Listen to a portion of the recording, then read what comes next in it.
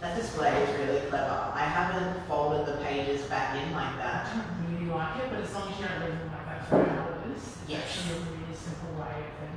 I have display books. Oh. So ones that have been slightly damaged, I'll either spill ink on them or the dog will chew the corner or something like that. My dog won't touch the books. My dog wasn't, but she was like, I really want to read this in my mouth. Good morning, everyone. It's morning, right? Yeah, it's still morning. Good morning, everyone. Rhiannon here with Becky Paroz for the Writers' Festival coming up in September. So we'll be doing a series of interviews with our speakers as much as I can, talking about their books, what they're going to be presenting on, and getting everyone to know more about the Writers' Festival. Thank you so much for coming today, Becky. Thank you for inviting me. So tell me a bit about the books that you've brought today. Okay, so my topic is kind of talking about the pros and cons of anthology contribution. It's so valuable too. We were talking earlier, and Becky said, sorry to cut you off, but Becky said about how it's kind of like the training grounds for a lot of authors. It helps you keep to a word limit, and it helps you to like exercise amongst a bunch of different topics and genres. I love it. It's great.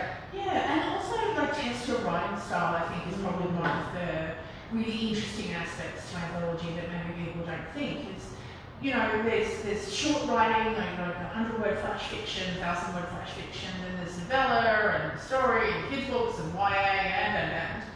But in amongst that, there's very different styles of writing too. There's, you know, a very corporate approach, which is, you know, good for non-fiction, or for kind of academic type discussions and things like that. But then there's a, you know, your I suppose, collaborative kind of where you want to bring the reader along with the journey and kind of feel like they're, you know, we use we a lot. So, you know, the kind of website text where we talk about, you know, what we can do for you, we want you to come along and here's our story, we want you to feel a part of it. And so there's a lot of different ways and styles of writing, not just your genre type, but your personal style. Some people are really dialogue heavy as well, like they're pretty good at dialogue and they love, and you get taken through the story with very little description and a lot of dialogue, whereas other people, they may have 1 or 2 lines of dialogue that punctuate the description, but again, able to carry you through. I find Tolkien can be a bit like that. Whereas Terry Pratchett kind of and Douglas Adams switch between the two, but they're either very dialogue or very description, but both of them very captivating. Yes. Something that's, Was that your post? Because there was a post up recently. Was that the one on the Logan Writers? I'm sure it was something on Douglas Adams. It was one I saw just recently, which is one I'm like, with Tolkien and Pratchett, and they're both fantasy writers. But their styles are world apart, and you know, Tolkien is very much that old academic and literary style. It's heavy on description. You know, you kind of, to be honest, some of it you're like, okay, boring. Nothing like George Martin though. Well, he's different again. And some of that, but then also too, like he keeps people captivated by his little dynamics. Yes. But then Pratchett's very narrative and very. Like he's got a lot of social commentary. You know, Tolkien was social commentary for his time, but it was so literary that people are still surprised to this day that there was an allegory with World War II because he actually fought. Whereas Pratchett's a bit more modern, a bit more contextual, and very sarcastic and very kind of, you know, comparing our world with that fantasy world in a very subtle way through his narrative. So, same genre but entirely different styles. And so as a writer, you kind of want to find that groove. And okay, yes, it's writing the first book and just plowing through that and going through it. Yep. But if you have, you know, that uncertainty or you're not sure, and you don't really want to commit or you don't have a lot of time, then anthology writing is a way of doing short, sharp pieces and kind of experimenting, because you can do something different in each anthology because they are standalone. Because you're surrounded by other writers that also have different styles. People don't have that expectation they do when you release a series of books. Like, you know, you write a series, you kind of have to have the same tone and stylistic development as what you deliver to your first book, as you do in your last book. Because otherwise your readers, unless they really come along that journey, are going to be very disappointed, they're going to feel cheated, or they're going to go back to that first book and be like, wow, you really grew, didn't you? Yeah. So to avoid some of that, practicing through anthology contributions can be really useful. And I kind of discovered that through my own process of how I came to writing. And doing magazine contributions and kind of realising that I'm actually quite fluid and flexible in my styles because of my previous career. So that's also interesting too. So there's a lot of self-knowledge in that anthology. Yeah. Being able to reflect on that and see that within yourself and within writing is really important too, though. I find that a lot of budding authors can sometimes, they don't realise that they're allowed to try out different styles of writing, and the only way that you find these different styles is normally by reading. Yes, and reading anthologies is really good to highlight those distinct differences. Absolutely. I've been, my partner and I get stuck on Love, Death, Robots. It's a Netflix show. I haven't watched that yet. It is an anthology. Yeah, Each season is an anthology. It has a different art style. It has different directors, different everything.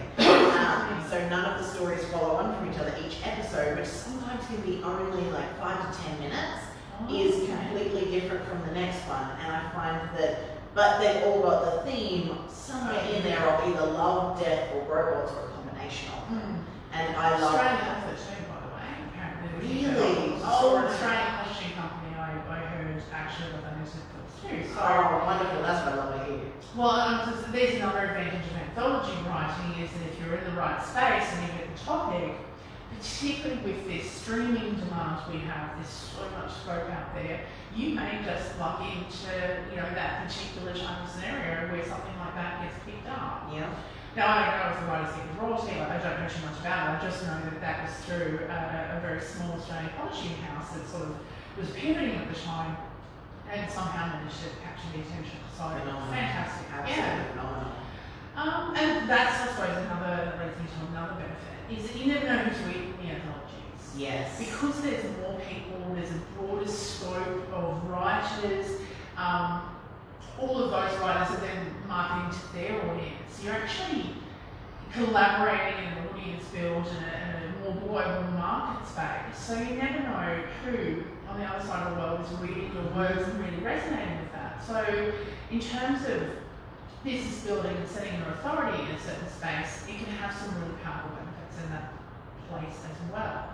And the good thing about books is that, like, as long as these authors are all attached to them, as long as they're still alive, or if someone associated to them is still alive, that's still getting some level of promotion at all stages. Yes. Whereas I find a lot of other forms of media sort of dwindle away, and they get like, they have their flare up initially, especially with streaming things. It's only the initial stream that normally gets kicked off, and then after that, it's like, it's only getting We've got this small new show trickle. over here. Yeah. Whereas, I still have a mythology. This one is from, oh my goodness, Please 2000 and something. Please speak about the coaching gurus one for me, please. Okay, so you just told me something incredible earlier, and it's something that resonates very deeply with me about preserving mistakes. Yes. So one of the things with anthologies, which I'll discuss more in my talk as we go closer to the Logan Writers Festival, is you don't have a lot of control over the anthologies, and that can be one of the downsides. And so as you can see with this cover, while it has an element of, oh yes, we're shining a spotlight on the coaching gurus, it's also really quite dull. You think a book called Coaching Gurus is going to be filled with inspiration and motivation and really powerful, almost life-changing kind of concepts and information. So you want a cover that reflects that. Angels singing, lifting you up. People like leaping for joy. Yeah. There's lots of ways you can show that in a cover.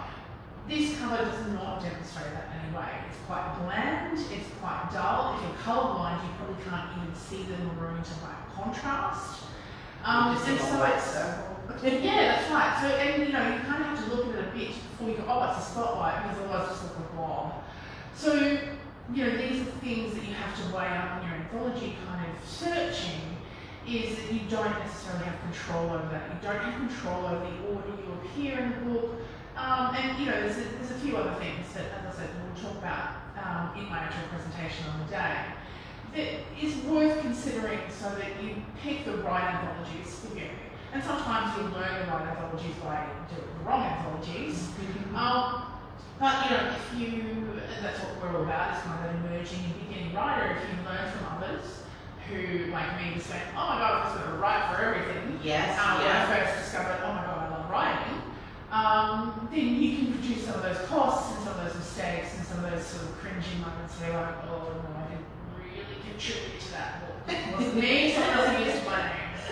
I haven't had too many of those, but you know, some of the covers, and I'll have some other representations on the day, some of the covers are just like, oh no, I really regret that. The content is great, but the cover doesn't reflect it in any way. So, yeah, you know, it's about weighing up the benefit for you versus the bigger picture that you may not have as much pleasure in presenting, shall we say. you've got to be proud of your work, and when you don't have that control over the end product of your work, because sometimes I've also heard in anthologies they may edit your story to be very different, which they shouldn't do, but I've heard horror stories where they'll edit some part of the story that merely changes it, or They need a critical line that kind of has that transition from that it really shouldn't. And that's, you know, contracts and asking questions. You'd be surprised how many people jump into anthologies and don't actually ask questions. Yeah. Just the other day, That's me. that was me originally, but I'm a moderator in a writing group. And which one? It's got writers supporting writers. Oh, I'm part of that one. Yes, yes. It's not doing well. It's a global group, but there's not a lot of traction there. As we all know, social media takes away from writing time. However, there was a guy recently who put up there, you know, he's got this really passionate project about wanting to collect stories from older people and vets and grandmas and grandpas and anyone who's had experience to kind of share with the younger generation. I'm like, fantastic. Have you thought about, you know, this, that, copyright, kind of how to answer questions about a variety of things that are important to a professional writer? And he was quite surprised. He's like, oh, I've done heaps of these before, and I've never been asked this. I'm like, okay, so equally, you haven't expressed that you've done this before. There's no background, there's no history, you haven't created any leaks, and also I'm quite surprised you haven't been asked this before. But just, you know, FYI, future-based, I'm a professional writer.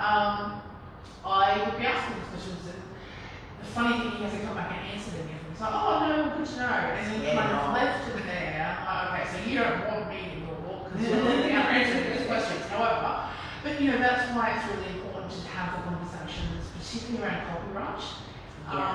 It's, you know, I almost like insist on a contract. It's like, okay, if you don't want to have a contract, and most of these have a very blank one-page contract, but basically it's on my rights. Yeah. This didn't have a contract at all, but also there was no financial exchange in the book.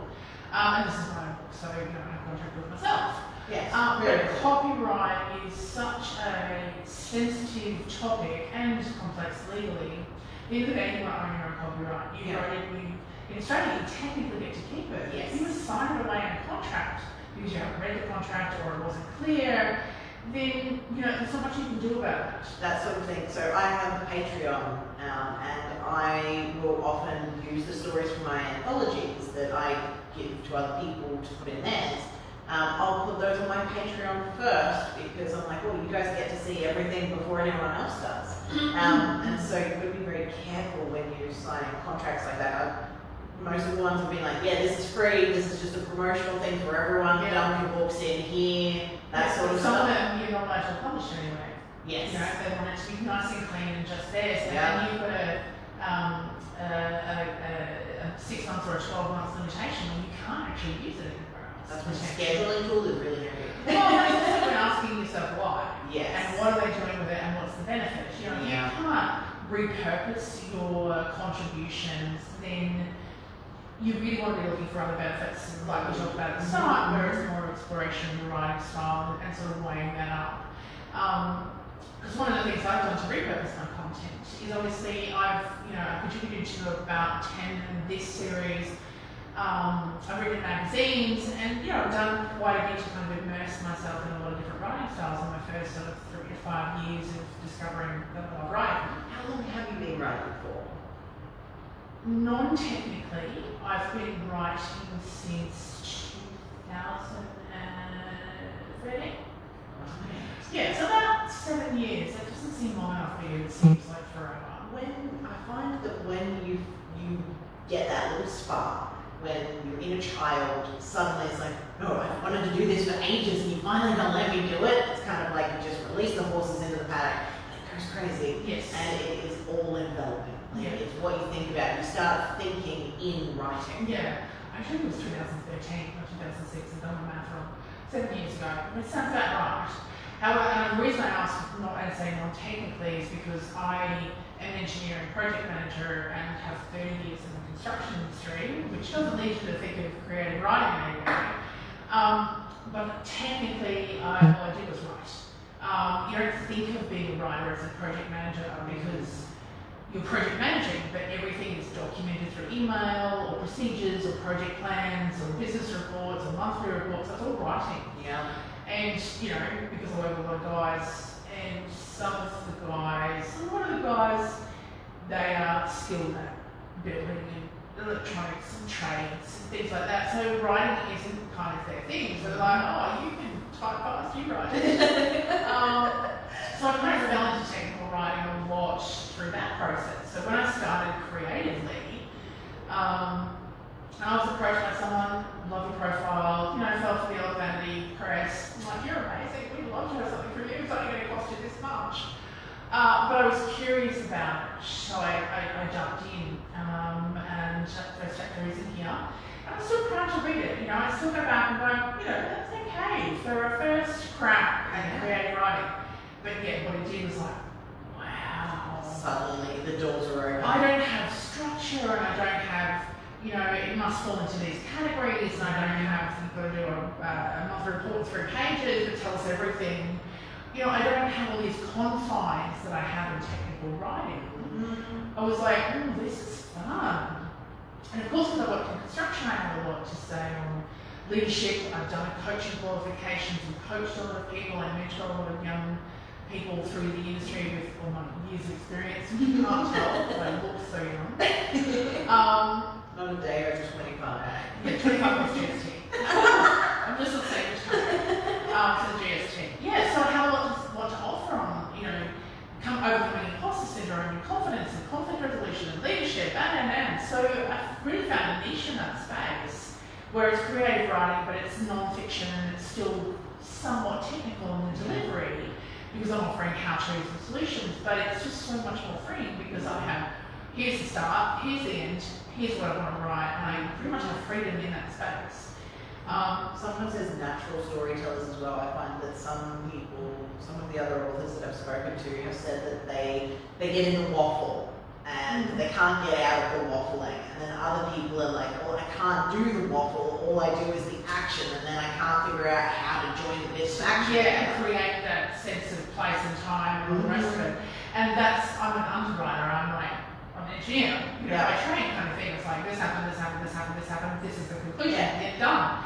Whereas people want to be immersed and they want to feel it and smell it and hear it and It's been a long time. experience. It's been a long time since I've had that, where it's like, because I'm very succinct with my writing because I've had to trim it down so much, so I totally get that. That's another advantage of anthologies is depending on the word count, you can underwrite and go, I need 1,000 words, of course.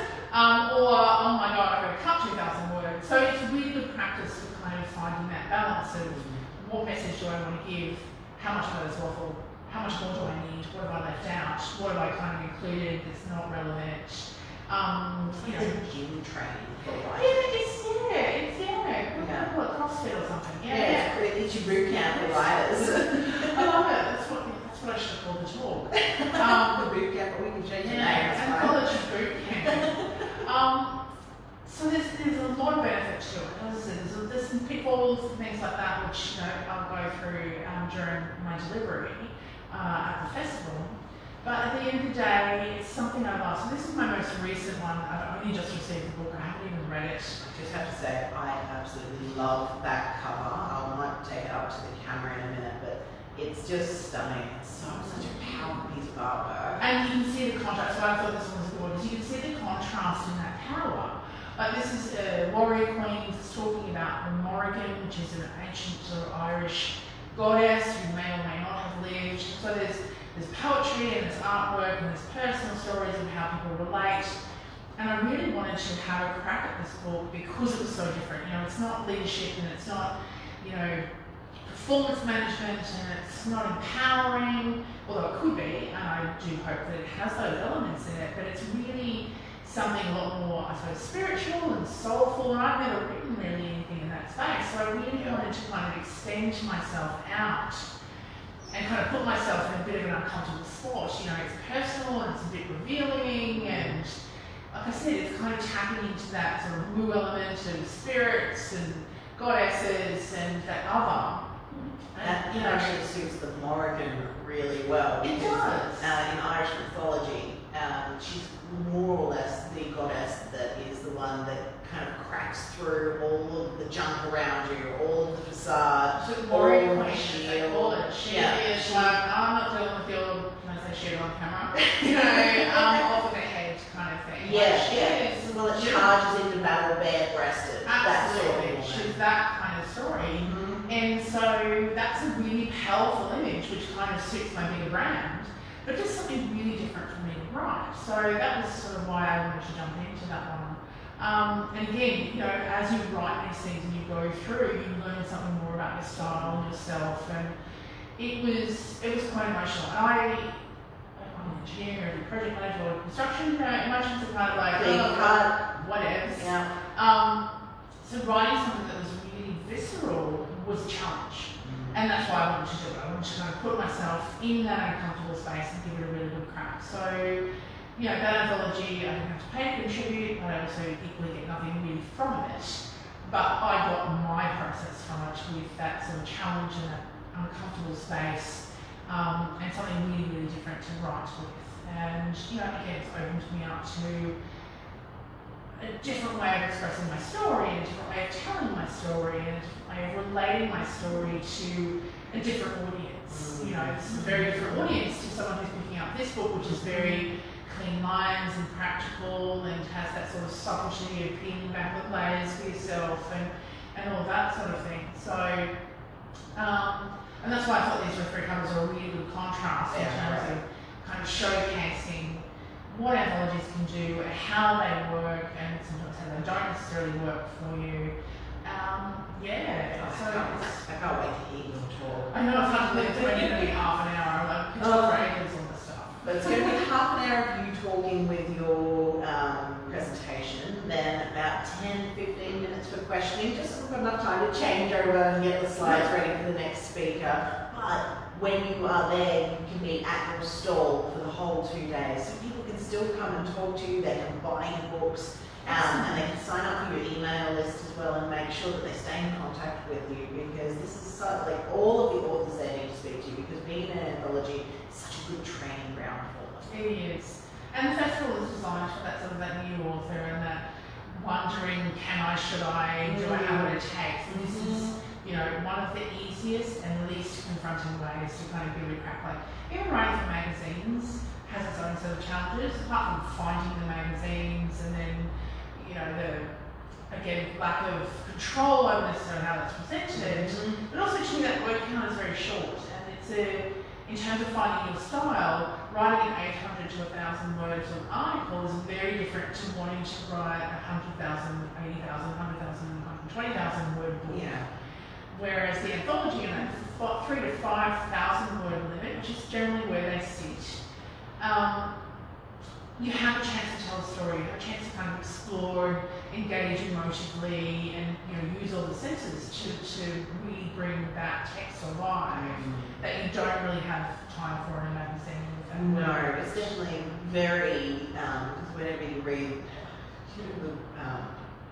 get those ladies' magazines and they've got really very dramatic stories And they're like, oh, this may or may not be real, but we're going to try and flog it as if it is real. And I'm like, this is great fiction. I love this. Like, this is just a good plot line. Yeah. That's really what you're doing. You're just giving the basic synopsis and plot line, rather than you get detail and depth and a feeling and you get a beautiful scene. You get like you get this beautiful little story. It's like encapsulated in a chapter. I love it. It's so beautiful. Yeah. So it's a good first test, is how I like to say it. For just, the people who want to kind of just dip their toe in writing, don't want to fully commit to a book, don't want necessarily anyone to know that they're going to give writing a crack, because, we all get the, oh, you're a writer, oh, it must be great to have so much time to write. And it's like, if only. Oh, don't make me you must be rolling it. The next J.K. Rowling. All of it, the pressure from, oh my god, when can I read it? And, you're going to be a bestseller through to, whatever. Must be nice to be so leisurely and not have to work for a living. I love the line of, but what do you really do for work? Yeah, what's your real job? Yeah. So, we all write, I think the last thing was writers in Australia, if they're lucky, earn around between 10 and 12,000 per annum. And that includes all our big bestsellers. Like, that's an average of like the Matthew Rileys, the Scott Carney's, Garth Nix's, Alan Doe's, all of whom you should know, just if you don't necessarily read them. That includes those guys as well as sort of all us. That's the average. There's the big gap. There's such a big gap between it, which is why it brings that average. That's the reason. But that's the reality. That's the reason we're having the Logan Writers Festival, because it's my goal in Logan to make the starving artist a myth. So that people come here because they know that there are the right foundations to create beautiful, sustainable careers where they can live their dream. Yeah. And the whole point of this is to make sure that all of our authors meet the readers that are going to love them, and that they can network and build the skills together in a beautiful community that is right here in Logan, rather than having to feel like they need to go to Chicago or to Melbourne. Sydney. Yeah. Brisbane has so much here. Logan has so much here. There's over 200 different cultures with all different stories, and there's so much. There's just so much that's untapped, and it's so exciting to see this community developing and consolidating. Because that's the other thing. A lot of us have our little separate writing groups or book clubs, and for them all to have one place every year. That's okay. She doesn't have COVID and no social distancing. That's why we're not having masks on just now. Ventilated room. There's so many different little communities and writers that need to know that they can come to a place once a year and find their tribe, find the people that are going to help them live their dream and support them through that journey. And that's what this is all about. Yeah, and there's some amazing people there. I met through social media. I haven't actually met them in person yet, and I'm really looking forward to it. But one of the things for writers too is learning to be creative within a group. And as a writer, I have to have a massive ego for me to believe people want to read my words. It's a thing. We're like, it's going to be a bestseller. Everyone's going to read it. It's changed everyone's life. Like, you have a massive ego. You have to get past that long, cold, dark soul searching of, oh my god, will anyone ever read this? I always say to my friends, you either need a big ego or you need a very loving extrovert. Because a lot of writers are introverted, and so they want to just hide away in their cave. And they just want to write. I hear that so often. I just want to write. I'm like, okay, so you don't want to do marketing and the finances and the operations, selling, all the extra bits. So you don't want to do any of that, you just want to write. So what you need is a manager. But even then, people don't want to hear from the manager, they want to hear from the person who writes their favourite story. Yeah. And so one of the things I find, because of that kind of tying with that starving artist myth, which I have a lot of problems with, because the way publishing started, Rich White Man, like they weren't impoverished. There's no such thing as that back in the day. It's kind of this thing with, in order to be a good writer, you must be traumatized and, having these problems. And I'm like, I don't really buy into that either. You don't have to be Van Gogh to produce beautiful art. So, it's about learning to share that space. Like I've met some writers who are really like, buy my book, but I'm not going to buy your book. And it's kind of like, well, we need to share, we need to support each other. We need the readers out there, but we need writers to understand that, I'm an avid reader. There's no way I can write enough books to amuse myself, to read for the rest of my life. I need all these other writers out there churning out these books to get, I read probably anywhere between 3 to 7 books a week. Yeah. Like that's why I love libraries, because I'm an audiobook lover. I can't do audio, but I I love also audio. value Just because cars. Yeah. I can't stand listening to anything except for audiobooks or really funny podcasts. Okay. But audiobooks get me through drives, and my partner and I used to drive at least 6 hours a week up to Lake Mullany and around and then back down again, and an audiobook made that journey so much fun. Also, there's something to talk about, doesn't it? Yeah, absolutely. You pause it and you're like, oh my god, did you hear that? I heard that, or did you hear that? Who do you think done it before anything else happens? Like, where are you putting bets on? Oh my god, I can't stand this character. I love to hate them. Yeah. Oh yes, hate reading. Absolutely. Oh, love it. So I want other writers out there doing the best they can to create books that I want to read. And that's why this kind of sense of community and supporting each other and reading each other's books, promoting each other. Like I don't read some of the books I promote on my author's page because I just don't have time. They're probably in my TBR, which is author speak for to be read. The to be read and pile, you share the that. bedside table. Come on, bookshelf. Library. That library. I can't afford to buy other books that I don't want to read either. So, we really do need these spaces and this place to come together, realise that we're not actually competing. No. There's this myth again of, we're all competing for sales. It's like, well, not really. If you write in totally different genres to me, then I'm not competing against you. And I'm more than willing to share. Like, I don't read a lot of romance, but I'm more than willing to share. Right? Like, it's the biggest selling genre in the world. Oh, absolutely. Yeah. It even outstrips YA, which is the next biggest one. I'm not writing in those spaces. But I'm more than happy to share and promote you because I want you to be successful. Because one day you might write books that I do read. Yes. One day you might have a crossover and I'll be like, that actually sounds interesting. It's enough room for all of us. The world can afford to run out of books, so we need writers. And so, I'm really, really big on supporting other people who are writing because they're not going to write what I write. I'm not going to write what they're writing. And I'm not going to read my books forever because, well, after you've read them 12 times and you're still editing, you kind of over it anyway. I want something fresh and clean that I don't have to worry about how it came about and how many angsty moments the author had and how many colours they went through before they got the right one. Authors need an escape too. Absolutely. And we want to read sometimes outside of the genre we write just to give our minds that break from being immersed in that world. Oh, absolutely. Yeah, 100%. Oh, thank you so much for coming today, Meg. This has been fantastic. This is the first of our author interviews for the Logan Writers Festival on the 10th and 11th of September. I will put a comment in under this and you can get your tickets down below so that you can come and watch Becky's incredible talk about all the things, the anthology boot camp talk. Yes, please do grab your tickets, come along, support us, come and say hi, come and get some signed books. It's a great time to buy books for Christmas. Oh yeah, September is really good to get those early Christmas presents wrapped. Absolutely. Anything you can do to come and support us at the Paroz Festival will be much appreciated. Thank you so much, and we will see you. Probably you'll see me tomorrow, but you'll see Becky on the 10th and the 11th. Bye.